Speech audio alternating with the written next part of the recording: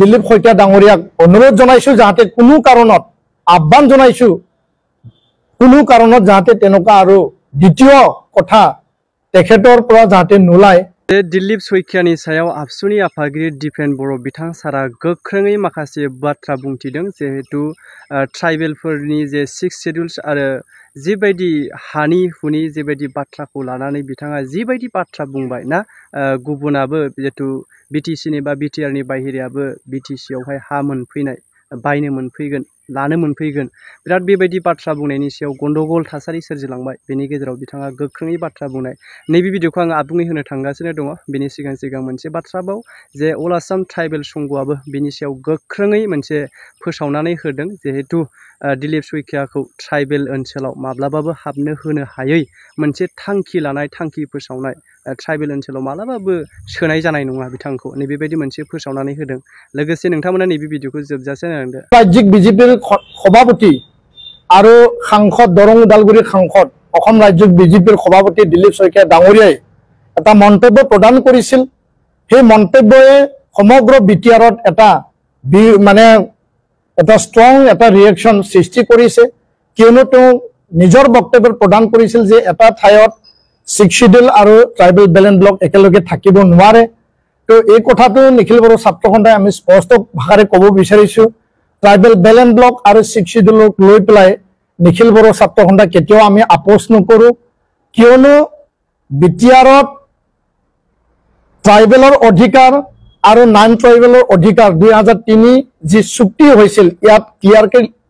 সন্নিৱিষ্ট কৰা হৈছে। 30টা ট্ৰাইবেলৰ কাৰণে ৰিজাৰ্ভ 5টা আনৰিজাৰ্ভ আৰু 5টা হ'ল জেনেৰেলৰ কাৰণে এইটো ৰিজাৰ্ভ কৰা হৈছে আৰু 19টাকে ট্ৰাইবেল বেলেন্স ব্লকক সামৰি পেলাইহে এই অঞ্চলত ট্ৰাইবেল মানুহ থাকে ট্ৰাইবেলৰ ভূমি সেই হিচাপে ইয়াত 6 শিডিউল ক্ৰিয়েশ্যন কৰা হৈছে।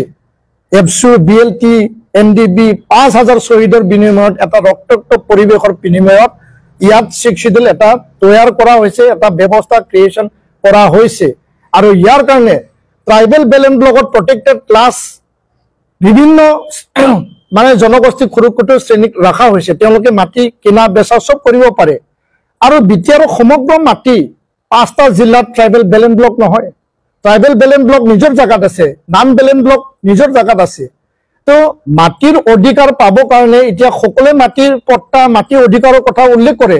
বিপিএফও কৈছে ইউপিপিও কৈছে বিজেপিও কৈছে। আমাৰ কথাটো হ'ল স্পষ্ট যে চৰকাৰে নিজৰ নীতি আৰু নিজৰ যি এটা সিস্টেমৰ আধাৰত মাটিৰ অধিকাৰ দিয়াটো যুক্তি সহকাৰে তেওঁলোকে দিব লাগে আৰু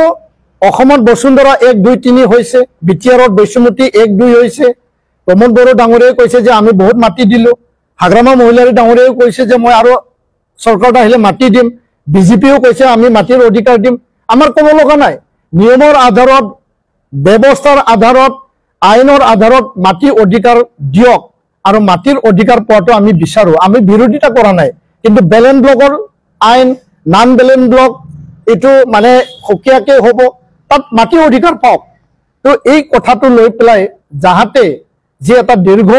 আন্দোলনৰ পিছত যে অধিকাৰ এটা পালো সেই অধিকাৰটো আৰু এই যে আমাৰ যে সিস্টেম যে আইনৰ আধাৰত সেই অধিকাৰটো দিয়া হৈছে কোনো কাৰণত যাতে ইয়াত আঘাত দিয়া নহয় সেই কথাটো নজৰ ৰাখি পেলাই মই দিলীপ শইকীয়া ডাঙৰীয়াক অনুৰোধ জনাইছো যাতে কোনো কাৰণত আহ্বান জনাইছো কোনো কাৰণত যাতে তেনেকুৱা আৰু দ্বিতীয় কথা তেখেতৰ পৰা যাতে নোলায় ইয়াৰ কাৰণে আমি তেখেতক আহ্বান জনাইছো।